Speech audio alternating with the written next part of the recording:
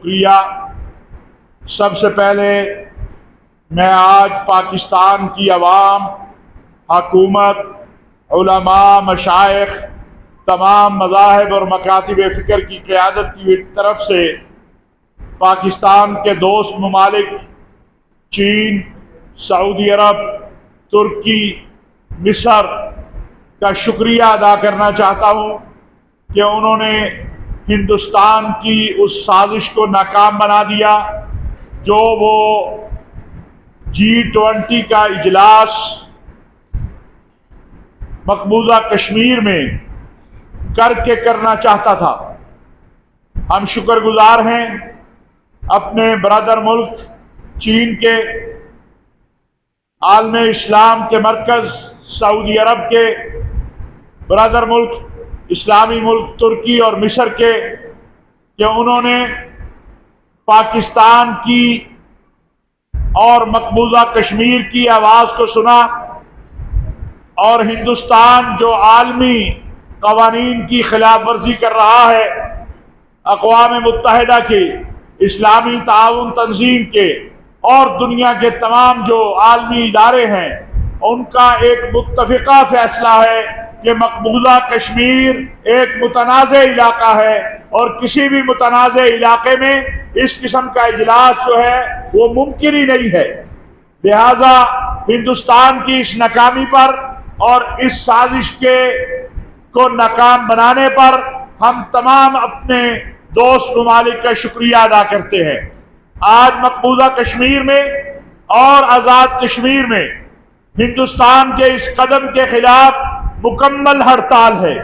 عالمی ذرائع ابلاغ اور عالمی دنیا کو دیکھنا چاہیے کہ کس انداز سے مقبوضہ کشمیر کے اندر آج مکمل ہڑتال ہوئی ہے، اور یہ اس بات کا اظہار ہے کہ ہندوستان کا مقبوضہ کشمیر اور اس کی عوام سے کوئی تعلق نہیں ہے۔ ہم دیگر ممالک سے بھی اپیل کرتے ہیں کہ وہ آئندہ اس قسم کے کسی بھی اجلاس میں جو مقبوضہ کشمیر کے اندر کرنے کی ہندوستان کوشش کرے اس میں شریک نہ ہو۔ میں آپ کو یہ بھی عرض کرنا چاہتا ہوں کہ ہندوستان کی دوسری سازش یہ ہے کہ وہ مقبوضہ کشمیر کے اندر انٹرفیتھ ہارمنی کانفرنس اور R20 کا اجلاس کرنا چاہتا ہے۔ الحمدللہ تمام اسلامی ممالک کے، مسیحی دنیا کے جو علماء اور ذمہ داران ہیں اور دیگر مذاہب کے، انہوں نے کہا ہے کہ وہ مقبوضہ کشمیر میں ہونے والے کسی اس قسم کے اجلاس میں شریک نہیں ہوں گے۔ اور ہندوستان کے لیے یہ ایک واضح پیغام ہے کہ ہندوستان مقبوضہ کشمیر کے معاملے کے اوپر اس حیثیت میں واپس جائے جو 5 اگست کی حیثیت ہے۔ پاکستان امن چاہتا ہے اور پاکستان نے ہمیشہ امن کے لیے بات کی ہے، لیکن مذاکرات کے تمام راستے جو ہیں وہ مقبوضہ کشمیر کے راستے سے جاتے ہیں۔ پاکستان علماء کونسل اس حوالے سے تمام مذاہب کی صف اول کی عالمی قیادت سے رابطے میں ہے، اور انشاءاللہ ہمیں امید ہے کہ ہندوستان کی یہ سازش بھی ناکام ہوگی۔ ہم دنیا کو یہ بات بتانا چاہتے ہیں اور کہنا چاہتے ہیں کہ فلسطین اور کشمیر امت مسلمہ کے 2 مسئلے ہیں، ان پر اقوام متحدہ کا موقف بڑا واضح ہے، اور آج جو کچھ مقبوضہ کشمیر میں ہندوستان نے کرنے کی کوشش کی ہے وہ عالمی قوانین کی خلاف ورزی ہے۔ ایک طرف ہندوستان اقلیتوں کا قتل عام کر رہا ہے اور دوسری طرف وہ کس منہ سے بین المذاہب ہمانگی کی بات کرتا ہے۔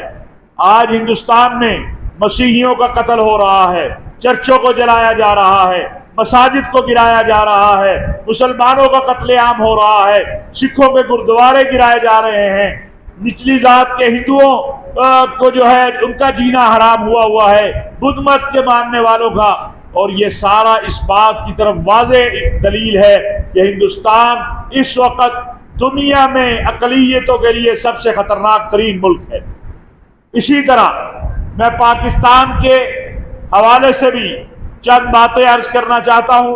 ملک بھر کے علماء مشائخ 9 مئی یوم سیاہ جو پاکستان کے اندر ایک مکروہ کھیل کھیلا گیا اس کی نہ صرف مذمت کرتے ہیں بلکہ ہم آج براہ راست سپریم کورٹ کے چیف جسٹس سے یہ بات کہنا چاہتے ہیں کہ محترم چیف جسٹس صاحب، جن لوگوں نے لاہور کور کمانڈر ہاؤس، جناح ہاؤس اور وہاں پر مسجد، GHQ، میاں والی، ریڈیو پاکستان پشاور، جن لوگوں نے ان کو جلایا ہے، جو دہشت گردی کی عدالت پہ کیس جا رہے ہیں، ان کے سپیڈی ٹرائل کیے جائیں، اور جو آرمی ایکٹ کے تحت کیس جا رہے ہیں فوجی عدالتوں کے اندر، یہ آئین اور قانون کے مطابق ہے۔ جن لوگوں نے فوجی تنصیبات پر حملہ کیا ہے، جن لوگوں نے فوج کی املاک پر حملہ کیا ہے، ان کے مقدمات آرمی ایکٹ کے تحت چلنے چاہیے اور اس میں کوئی رکاوٹ پیدا نہیں ہونی چاہیے۔ پاکستان ایک مضبوط ملک ہے۔ اگر ہمارے ملک کے سپہ سالار نے اور ہماری ملک کی فوجی قیادت نے 9 مئی کو یہ فیصلہ کیا کہ انہوں نے گولی اپنے لوگوں پر نہیں چلانی ہے، جو لوگ حملہ آور تھے ان کے اوپر گولی نہیں چلانی، تو اس کا مطلب یہ نہیں ہے کہ ان کو عدالتوں سے بھی سزائیں نہ ہوں۔ ہم یہ کیا کہتے ہیں اور چاہتے ہیں کہ کوئی گناہگار بچنا نہیں چاہیے اور کوئی بے گناہ جو ہے اسے سزا نہیں ہونی چاہیے۔ اگر کہیں پر پولیس نے یا کسی اور نے تجاوز کیا ہے، کسی بے گناہ کو پکڑا ہے، اسے رہا ہونا چاہیے۔ لیکن آج کے دور میں ہر چیز واضح ہے، تصویریں واضح ہیں، ویڈیو واضح ہیں، اور ہم چاہتے ہیں قوم جانے کہ یہ جو 75 سال کی تاریخ میں پہلی بار پاکستان کے اوپر 9/11 طرز کا ایک حملہ ہوا، اس کا آغاز کہاں سے ہے، اس کے پیچھے کون ہے، اور اس سارے عمل میں جو شریک ہے، سہولت کار ہے، معاون ہے، مددگار ہے، اس کو سزا ملنی چاہیے۔ جمعۃ المبارک کو انشاءاللہ پورے ملک کے اندر یوم استحکام پاکستان منایا جائے گا۔ پاکستان کے تمام مکاتب فکر کے علماء، مشائخ افواج پاکستان کے ساتھ، شہدائے پاکستان کے ساتھ یکجہتی کا اظہار کریں گے۔ اس سے زیادہ کیا شرم کی بات ہو سکتی ہے کہ شہداء کی تصویروں کو توڑا گیا، ان کی توہین کی گئی، جنہوں نے اپنے وطن کے لیے، اس وطن کے لیے جانیں قربان کی، ان کی توہین کی گئی۔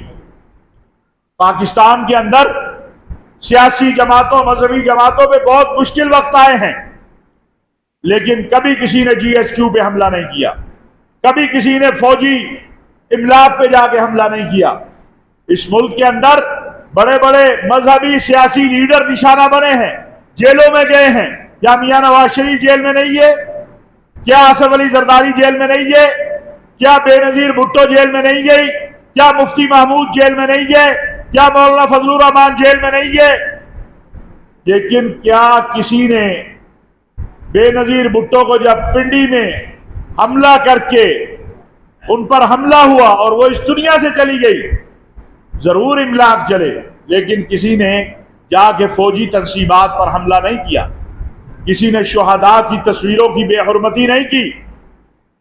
اس ملک کے اندر عمران خان صاحب کے پچھلے دور میں شاہد خاقان عباسی، آسن اقبال، رانا ثناء اللہ، میاں شہباز شریف، میاں نواز، سارے یہ جیلوں میں تھے۔ تو کیا مسلم لیگ نواز نے یا کسی اور جماعت نے ملک کو آگ لگا دی تھی؟ میں سمجھتا ہوں کہ ایک منظم سازش کے تحت پاکستان کو کمزور کرنے کے لیے، پاکستان کے عزت و وقار سے کھیلنے کے لیے یہ کام کیا گیا ہے۔ ہم تو کہہ رہے ہیں، مجھے یہ سمجھ نہیں آتی کہ ہم کہتے ہیں ان دہشت گردوں کو سزا دو۔ اس سے بڑی دہشت گردی کیا ہوگی کہ جناح ہاؤس کے اندر مسجد جو ہے اسے جلایا گیا ہے۔ ہمیں یہ سمجھ نہیں آتی کہ مسجد کا کیا قصور تھا،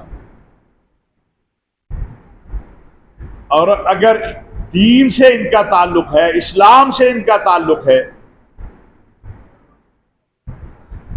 تو کوئی مسلمان یہ نہیں سوچ سکتا کہ وہ مسجد کو آگ لگائے یا مسجد کو جلائے یا مسجد میں توڑ پھوڑ کرے. وہاں قرآن کریم بھی تھے, وہاں حدیث کی کتب بھی تھی. ہم سمجھتے ہیں آئین اور قانون کی بالادستی ہونی چاہیے, کسی بے گناہ کو پکڑا نہیں جانا چاہیے اور کسی بھی گناہگار کو بچنا نہیں چاہیے. اور اس حوالے سے اگر کوئی اف اینڈ بٹ کر کے راستہ نکالنے کی کوشش کی گئی ان مجرموں کے لیے, تو پھر ہم حق محفوظ رکھتے ہیں کہ ہم بھی ایک احتجاجی تحریک شروع کریں پورے ملک کے اندر کہ پاکستان کو عدم استحکام سے دوچار کرنے والوں کے سہولت کاروں کے خلاف جو ہے وہ قوم اٹھ کھڑی ہو. اس ملک میں پہلے سے یہ آر بی ایکٹ کے تحت عدالتیں موجود ہیں. گزشتہ دور حکومت میں بھی سزائیں لوگوں کو ہوتی رہی ہیں.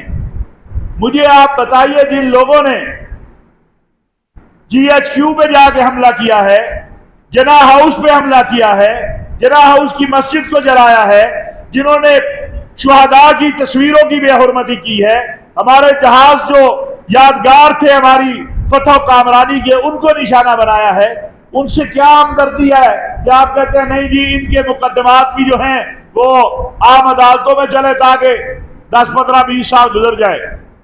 اور پھر عجیب بات یہ ہے کہ جس دن 9 مئی کو حملہ ہوتا ہے پاکستان کے اندر, اس دن ایک زلم خلیل زاد جو اپنے وطن کا غدار ہے, جس نے جو افغانی ہے اور اپنے وطن کا غدار ہے, جس نے کبھی اپنے وطن کی بیٹی کے لیے بات نہیں کی, اپنے لوگوں کے لیے بات نہیں کی, اس کو پاکستان کا درد محسوس ہونا شروع ہو جاتا ہے. کچھ اور لوگوں کو بھی مختلف ملکوں میں یہ درد محسوس ہو جاتا ہے. 9/11 کے بعد امریکہ نے جو دنیا میں کیا, اس وقت انسانی حقوق کہاں تھے؟ گوانتانامو بے, باگرام ایئر بیس اور باقی, اس وقت یہ انسانی حقوق یاد نہیں آئے. اس کا حصہ تھا یہ زلمے خلیل زاد. اور زلمے خلیل زاد اور اس کی بیگم کن کے پے رول پہ کیا کچھ کرتی ہے یہ سب قوم کو معلوم ہے. اس ملک کے اندر اس ملک اور قوم, اس ملک کی قوم فیصلہ کرے گی. ہم ایک آزاد خود مختار ملک ہیں, کسی کو یہ حق نہیں دیں گے کہ وہ دہشت گردوں کی سرپرستی کرے اور بلیک میل کرے پاکستان کو, نہ یہ حق دیا جا سکتا. یہ چند گزارشات تھی. آپ حضرات کوئی سوال کرنا چاہیں تو اس میں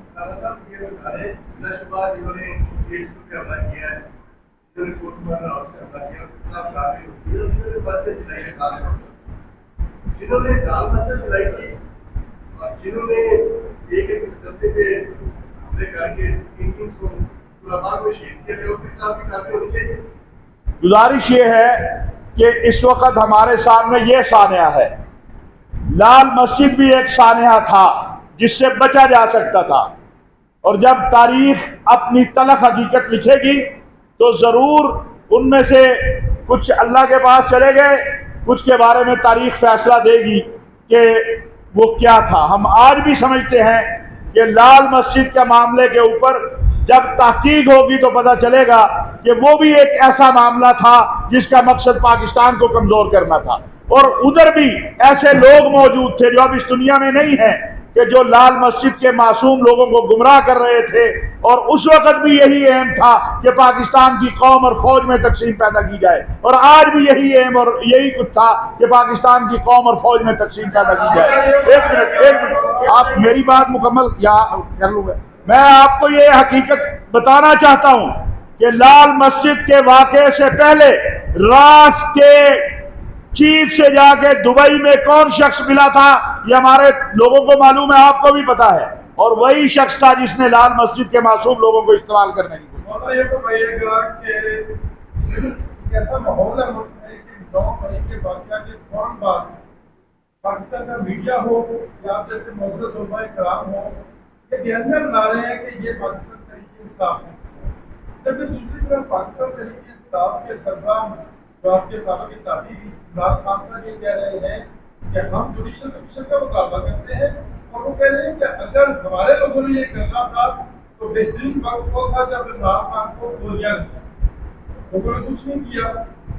میں آپ سے یہ پوچھنا چاہ رہا ہوں کہ کیا یہ بہتر نہ ہوتا کہ پہلے تحقیقاتی رپورٹ کا انتظار کر لیا جاتا اور اس کے بعد جو ہے یہ فرض تنظیم کی جاتی، یہ جو تنقید کی جا رہی ہے، یہ بہتر نہ ہوتا؟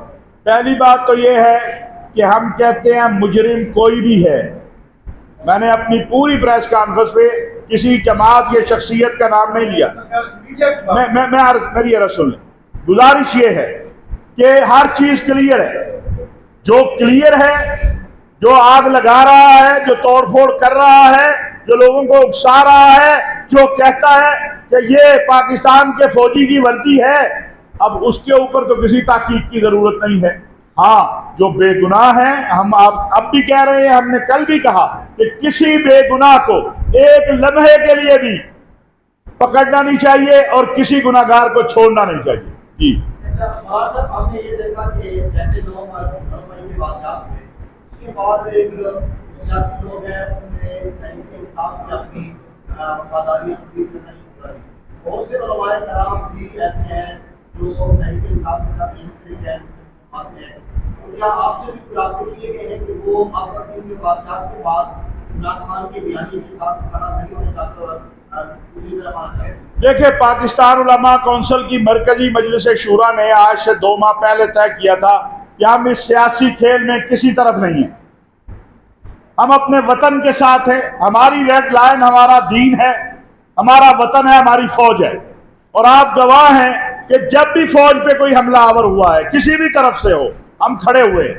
کیونکہ ہم پاکستانی قوم اور فوج کے اتحاد کو اس ملک کے استحکام اور مستقبل کا ضامن سمجھتے ہیں۔ اس لیے یہ جو توڑ پھوڑ ہے، یہ جو ایک دوسرے کے جماعتوں میں آنا جانا ہے، ہمارے دروازے اس سیاسی عمل کے لیے بند ہیں، وطن کے لیے حاضر ہیں، قوم کے لیے حاضر ہیں، اپنے دین کے لیے حاضر ہیں۔ یہ کہا کہ میڈیا کے دور میں جب پی ایچ ڈی کے لوگ پہ حملے ہوئے اور پی ایچ ڈی کے لوگ جو ہے شہید ہوئے، اس ٹائم جو ہے بہت سارے علماء کرام اور جو ہے سیاسی پارٹیوں کو خاموش ہے، یا اس ٹائم جو ہے سیاسی بنتا تھا، یا اس ٹائم جو ہے کیونکہ اسلام کے نام پہ یہ ہمارا جو ہے پاکستان اسلامی جمہوریہ پاکستان نام ہے، تو اسلام کے نام پہ اس نے نہیں کیا کریں؟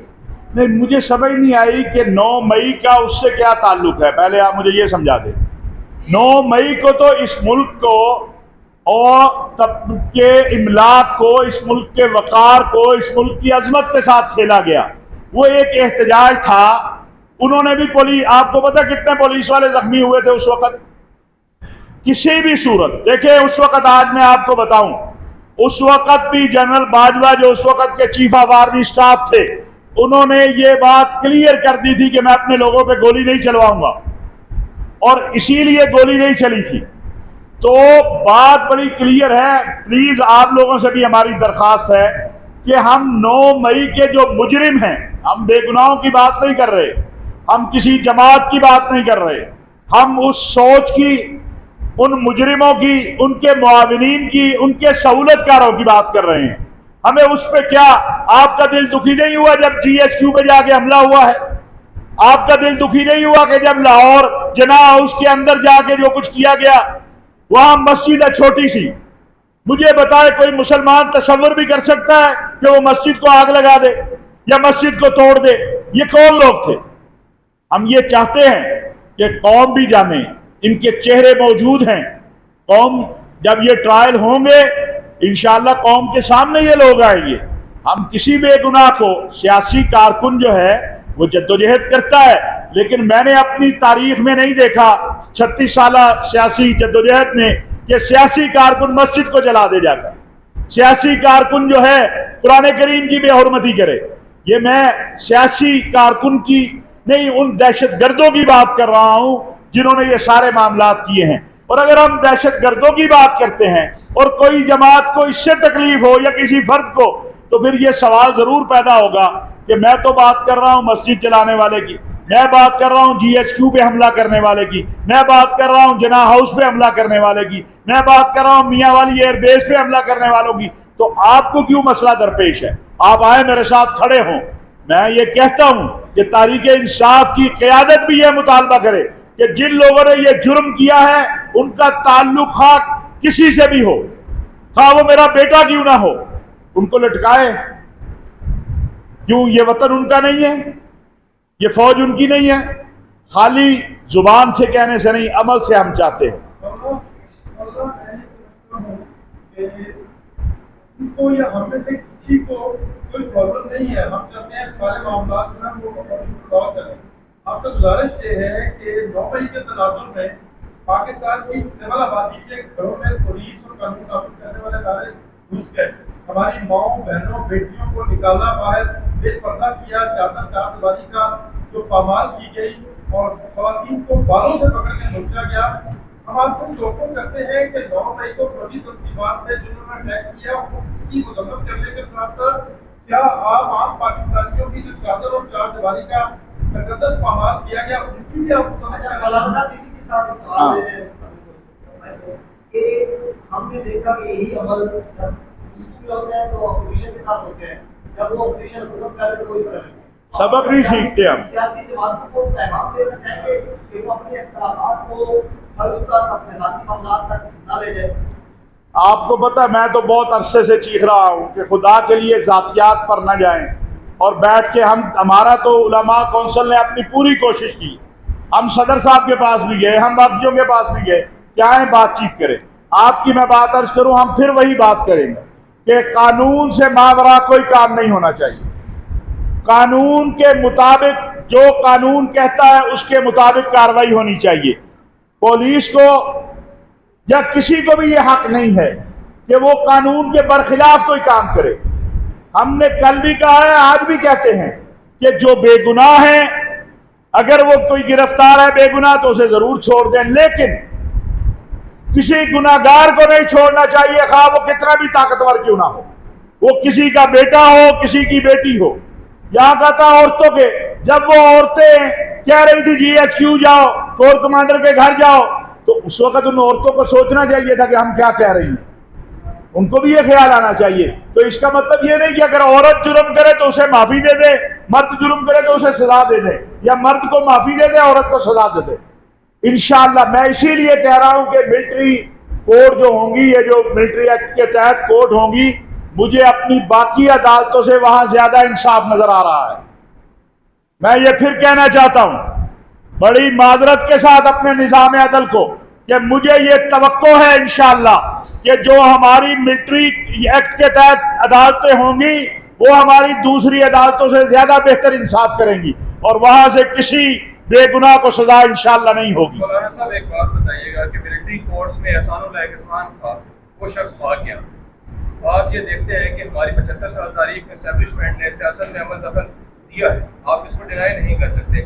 گزارش یہ ہے کہ یہ ملٹری کورٹس اتنی کیوں ضروری ہیں؟ کہ آپ کو پاکستان کا جو جوڈیشل سسٹم ہے اس کے اوپر اعتماد نہیں ہے؟ میرے پاس بہت مثالیں ہیں، اگر میں دینے جاؤں گا تو میری عدلیہ کے لیے شرمندگی ہوگی. میں اپنی عدلیہ کو شرمندہ نہیں کرنا چاہتا، لیکن میں ایک بات ضرور کہنا چاہتا ہوں کہ ایک کمشنر سرگودا قتل ہوئے تھے اور جج صاحب نے فیصلہ دیا تھا کہ مجرم سارے رہا اور پولیس والے سارے جیل کے اندر.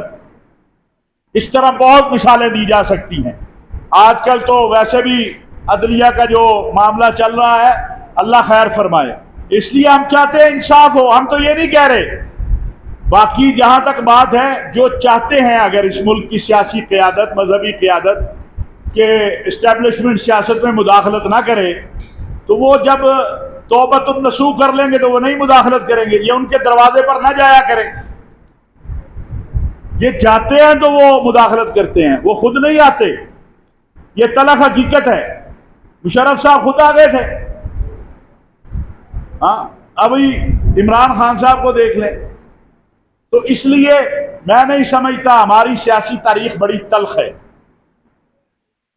اس کو ایک طرف رکھ دیں، پھر وہ سیاسی بات ہو جائے گی. ہم اس میں نہیں جانا چاہتے. اس سے پہلے ملٹری کورٹس نے جن چیز کو سزائیں دی ہیں وہ ہائی کورٹ کے اور سپریم کورٹ کے کسی کو نمبر 1. نمبر 2، آپ میں سب لوگ یہی کہتے ہیں کہ مٹھی بھر شرط پسند ہے. آئی ایس پی آر کی یہ کہتی ہے مٹھی بھر شرط پسند ہے، لیکن 10,000 سے زیادہ کارکن مٹھی بھر ہوتے ہیں تو گرفتار دیکھیے بات یہ ہے کہ میں نے تو گنے نہیں ہے کہ وہ مٹھی بھر ہیں یا جھولی بھر ہیں یا 10,000 ہیں یا 20,000 ہیں. میں تو میرے بھائی ہم تو مختصر بات کر رہے ہیں. آپ گھما پھرا کے کیوں لے جاتے ہیں؟ ہم دو حصوں میں تقسیم کر لیتے ہیں، بے گناہ اور گناہ گار، دہشت گرد اور عام آدمی. ٹھیک ہے؟ دہشت گرد اور کیا آپ اسے دہشت گرد مانتے ہیں کہ نہیں مانتے جس نے جا کے جی ایچ کیو پہ حملہ کیا ہے؟ کیا آپ اسے دہشت گرد مانتے ہیں کہ نہیں مانتے جس نے جا کے جناح ہاؤس کو جلایا ہے، جس نے جناح ہاؤس کی مسجد کو جلایا ہے، جس نے شہداء کے جو پورٹریٹ بنے ہوئے تھے انہیں جلایا ہے، جس نے جا کے میاں والی کی ایئر بیس پہ حملہ کیا ہے؟ آپ مانتے ہیں کہ نہیں مانتے؟ میں تو اسے دہشت گرد سمجھتا ہوں. میرے نزدیک اس سے بڑی دہشت گردی کوئی نہیں ہے.